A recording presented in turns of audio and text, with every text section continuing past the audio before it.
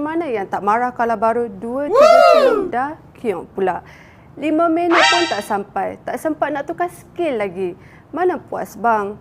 Abang seorang je lah puas. Kesianlah kat bini tu bang. Kami ni bukan nak lama sangat. Boboy abang tu dapat naik tegak dalam 20 ke 30 minit dah puas sangat dah.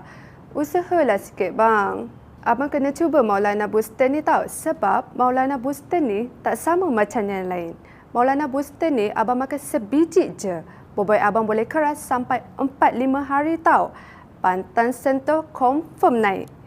Maulana Booster ni tak sama macam yang lain. Sebab dia tak ada buat pening-pening kepala tau. Cara makan pun senang je. Abang makan 1 biji tu 3 jam sebelum beraksi. Confirm bina abang surrender nanti. Jangan tunggu lagi sebab sekarang ada promosi tau. Tekan link kat bawah. Order sekarang.